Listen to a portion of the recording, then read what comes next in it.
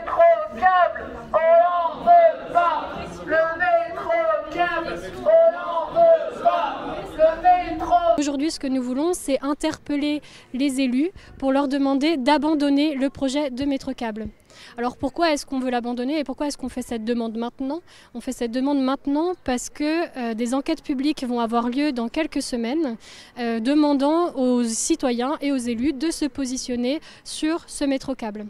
Et donc ce qu'on veut nous, c'est en fait remettre ce sujet dans l'espace public pour qu'il y ait vraiment un débat démocratique et que les élus qui aujourd'hui nous disent en off qu'ils sont en opposition, qu'ils ont des doutes contre ce projet, qu'ils le disent de manière publique pour encourager les gens à se questionner sur la pertinence de ce projet. En fait, nous, notre démarche, elle est citoyenne, elle est complémentaire de votre démarche d'élu. On prend les chiffres qu'ils proposent, on voit que c'est une aberration en termes d'économie de CO2 et qu'on ferait 10 fois mieux avec des tramways ou des passerelles pour les vélos. Donc si on veut vraiment développer, et c'est là où nous, ce qu'on critique, c'est cette espèce de vitrine de greenwashing, où on baratine les citoyens pour en fait des projets où on sent bien que derrière c'est une question d'égo politicien, quoi. Ça s'appelle une danseuse. Exactement, c'est exactement comme ça qu'on le décrit, c'est une danseuse.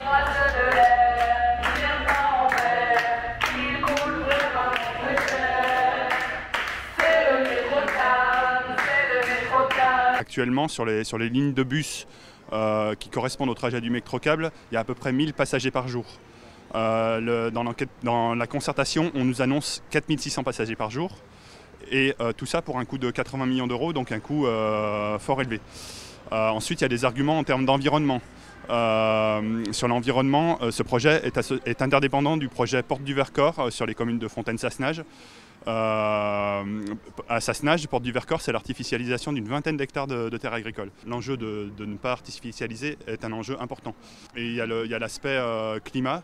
Alors évidemment, le métro-câble, c'est un transport décarboné parce que c'est électrique, mais en termes de gains pour le climat, c'est les chiffres qui nous sont communiqués, donc de 130 tonnes d'économie de CO2 par an, c'est très faible. C'est l'équivalent des émissions de 13 personnes en un an. C'est 0,1% des objectifs de la métro de réduction. Voilà. Donc pour toutes ces raisons, on pense que le projet n'est pas un bon projet.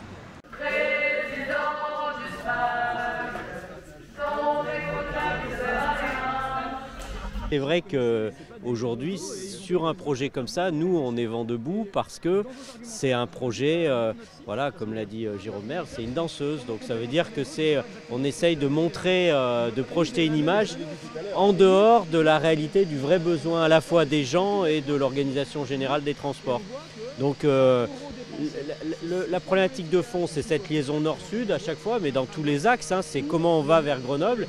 Et là, on organise finalement une traversée transversale qui est pas du tout en phase avec l'importance des objectifs de volume de transport à faire. On n'était absolument pas partisans de ça, on était plutôt partisans pour des liaisons qui ramènent le long de l'autoroute des gens vers le centre, par exemple.